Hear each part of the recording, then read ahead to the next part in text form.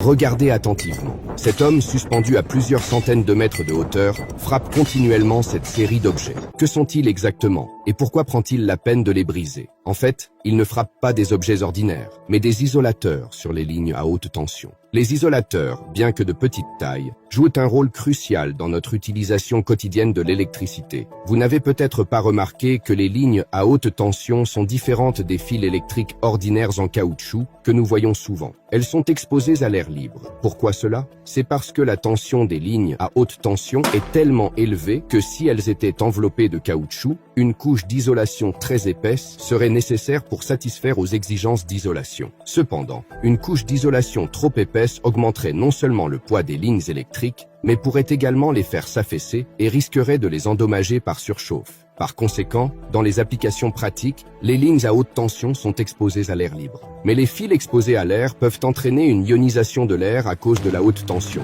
ce qui peut provoquer des arcs électriques, autrement dit des courts-circuits. C'est là que les isolateurs entrent en jeu. En plaçant des isolateurs au point de contact entre les fils électriques et les poteaux, on obtient une excellente isolation. Ces isolateurs sont généralement fabriqués en verre ou en céramique et leur forme a évolué du cylindre au disque. Cette forme offre une plus grande surface et une plus grande distance de fuite. Mais par temps de pluie, les gouttes d'eau peuvent se déposer sur les isolateurs, formant une pellicule d'eau et augmentant ainsi le risque d'arc électrique. Les ingénieurs ont donc conçu les isolateurs en forme de parapluie, permettant à l'eau de s'écouler rapidement et d'éviter la formation d'une pellicule continue. Les lignes à haute tension de différents niveaux de tension nécessitent un nombre correspondant d'isolateurs. En général, plus la tension est élevée, plus le nombre d'isolateurs est grand pour isoler efficacement le courant. Cependant, les isolateurs exposés longtemps à l'extérieur peuvent être contaminés, ce qui augmente aussi le risque d'arc électrique.